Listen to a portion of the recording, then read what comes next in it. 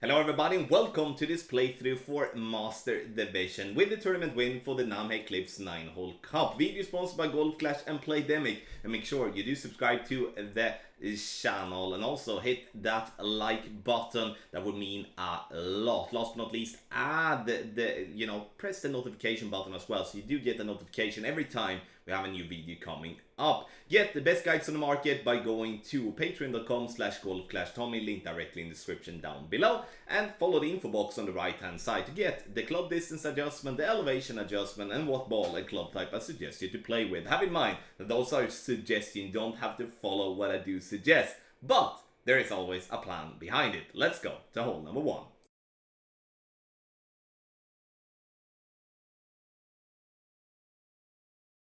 We start off with a very simple par 4. With this tailwind, there is nothing else than eagle here for us. I'm using 2 topspin, and to find the position, I stretch out to just find the ball guideline or like the target center on the island. Adjustment max plus 10, and once we're done with that, we will push up to max.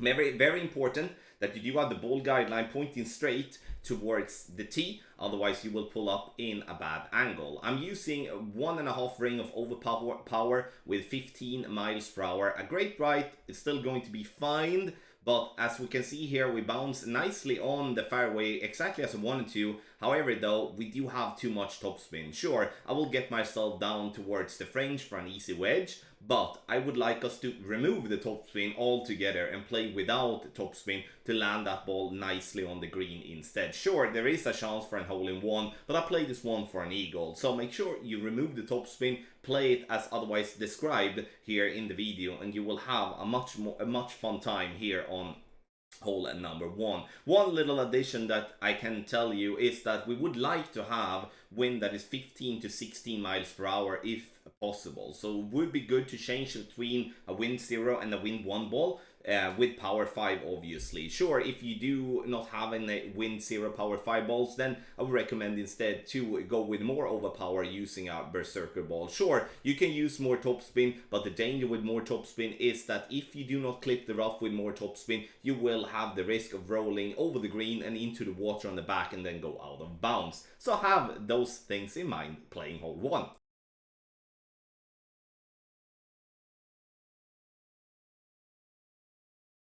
For hole number 2, we will pack the grizzly and the sniper and start in absolute minimum distance. I play 5.7 bars of backspin, 1 bar side spin to the right. Now, I set up in complete minimum distance, ball guideline going through the hole. Now, once that is done, I will then change to a wind 5 power 0 ball and apply minimum distance minimum distance plus 40% power 4 ball settings. I'm looking to have a straight pull angle, so 12 in pull angle, and here I'm looking to adjust 9.9 rings. Centering the ball into the adjustment ring, very, very important, and we will be hitting a perfect ball. Nice. And we bounce nicely on the fairway up to the green, and it takes the turn there and just knock in left side of the cup. Maybe we could deduct 0.1 to the adjustment there, but I do believe min plus 40 power 4 is what we shall be going with. And we play with a power 0 wind 5 ball to find minimum distance. Make sure to pack the grizzly, otherwise you will struggle to find minimum distance line.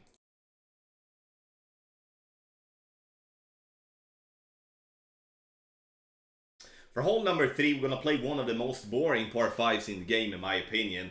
And we will start by using a power 5 wind 4 ball if possible. If you don't have a wind 4 ball, use a wind 3 ball instead. We're starting at plus 17 with the blue ring to the left by the rough line with APOC 7 and APOC 8. If you have an APOC 5 or 6, you go in that case with half of the blue inside the rough to the right. Adjust maximum distance plus 10. We shall not push up to max, but we will be applying curl. So left side of the ball halfway into the wall to the left. I'm not using any overpower, and I do hit a great right. So those two combinations doesn't really give me what I was looking for. I don't really get a roll up towards that hill, and I fall a bit shorter than what I wanted to. I would recommend to go with 2 rings of overpower here. and it will be a slower needle because you will not be in max distance. So 2 rings of overpower, and make sure to hit perfect, obviously. Second shot, I play with the Guardian, and the reason I play with the Guardian is because I'm looking for the safest way to get an eagle here. I'm not looking to try a rough bump on the left, which has never really been working for anyone in my opinion. So I'm going max backspin, 1 left spin, and now as I'm so far from the green, I obviously have to guess a little bit in terms of going with overpower when I fall down the cliff there. So in the end I go with 4.5 to 5 rings of overpower here, but the plan is if you do make the dry correct, that it should be needed just a limited amount, like a very little amount of overpower for the second shot, which could in that case be giving you a decent chance for an albatross, who knows, but in the end we play this one for an eagle and we should be happy getting an eagle on hole number 3.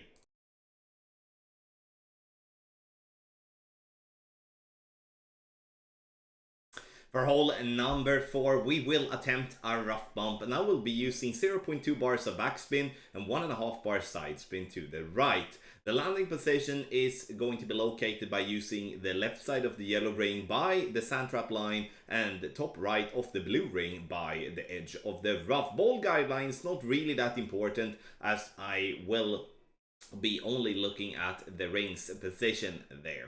Now for the adjustment, it's very important that we do have a 1201, and as you can see on my needle, it's going to the right, it's not pointing centered. It is very important that you do have a 1201, otherwise you will most likely miss the rough completely.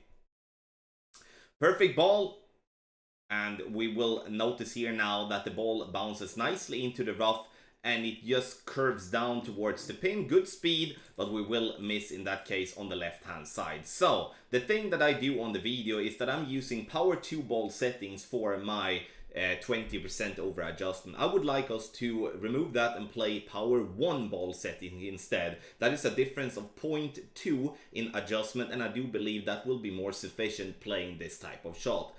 If hitting a bad great right, you will risk in that case to miss the rough, but also having a glitch roll if you hit the rough. So great left and perfect is what we would like to hit here for hole number, or not great left, we would like to hit perfect, but great left will at least be safe. This is a good chance, max plus 20, power 1 settings, power 1 win 5 ball, and then a sniper as our club.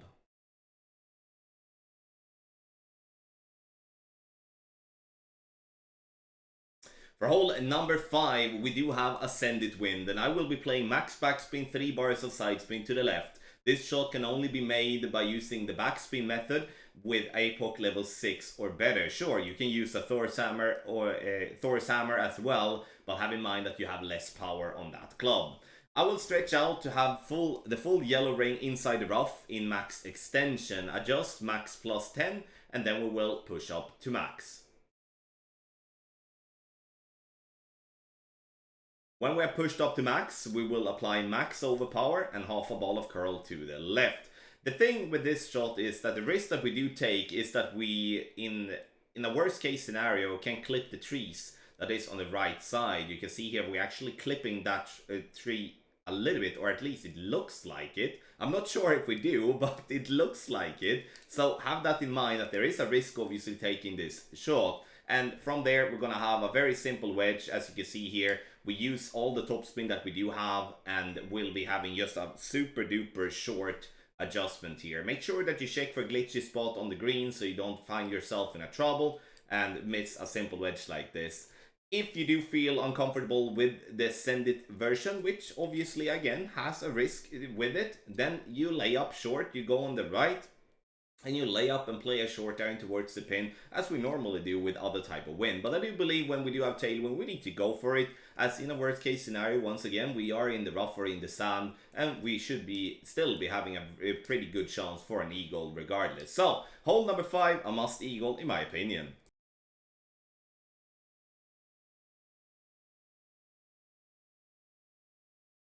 Oh, we do have headwind. We cannot reach over to the island on the right, so we're gonna have to just blast it down the fairway. I'm looking to add max top spin, 2 bars of side spin to the right, looking to somewhat be centered with the ball guideline, if a little bit to the right in terms of our adjustment. Max plus 10 max OP, and then right side of the ball just outside the wall to the right.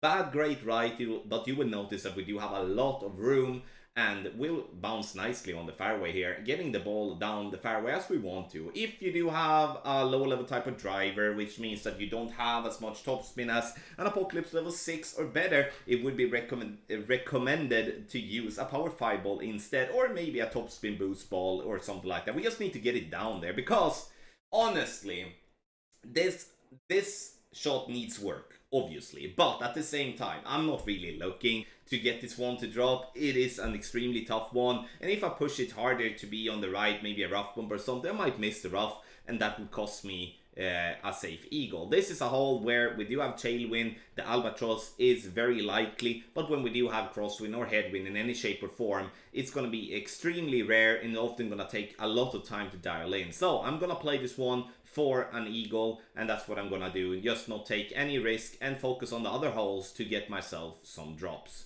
Max plus 10 is what I'm using at least, and you can see we are miles off, but again, I'm playing this one very safe to get myself to a safe eagle pot here for hole number 6.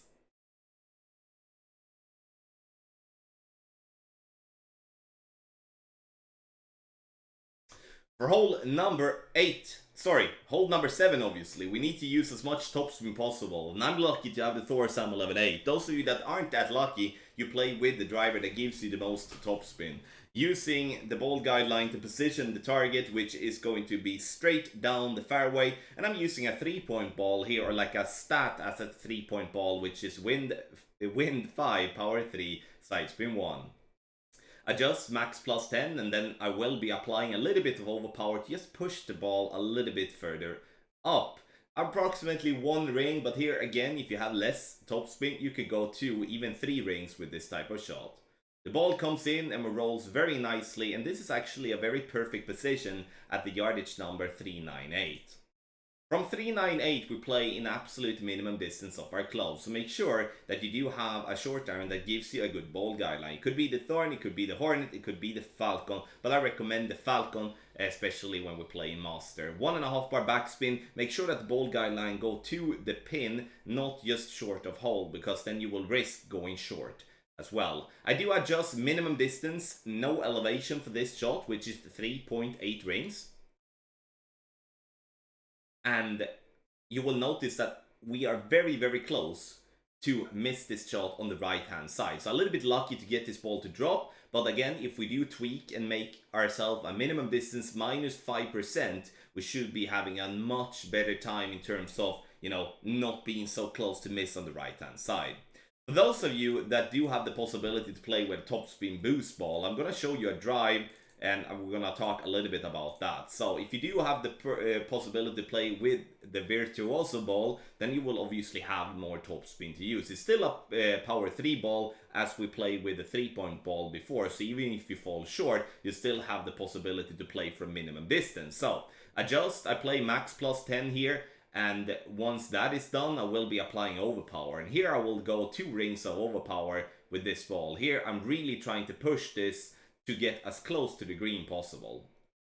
Maybe when looking at this result in the end, maybe you are adjusted a little bit too much to the right, and we do get kicked very close to the rough there as well. But in the end though, we're getting super duper close to the green, and if we would be getting a little bit better roll, we would be at the green. Sure, that is a short wedge, and that is a tough wedge in my opinion, but you apply your skill when it comes to the wedge if you're playing that type of shot with a topspin boost ball, or you in that case go with a short iron club. It's all about what you feel comfortable with, regardless of what way we are playing. This is a must eagle for hole number 7.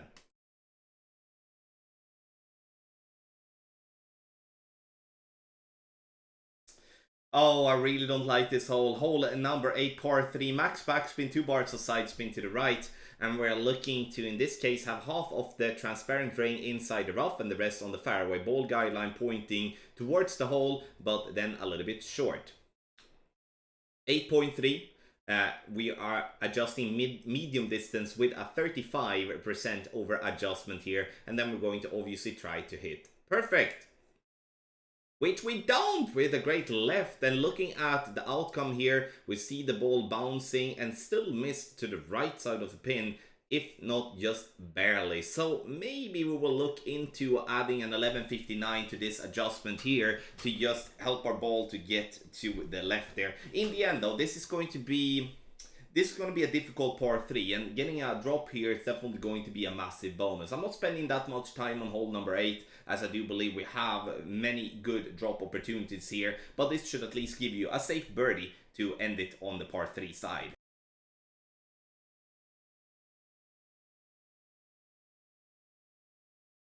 For hole number 9, it's very intriguing to go towards the green, but I'm not going to do that. I'm going to use 1 bar of right side spin, no top spin or back spin whatsoever, looking to have approximately half a ring's gap between the left side of the white ring with the rough on the left in complete max distance. Once that is done, we apply an adjustment that is max plus 10.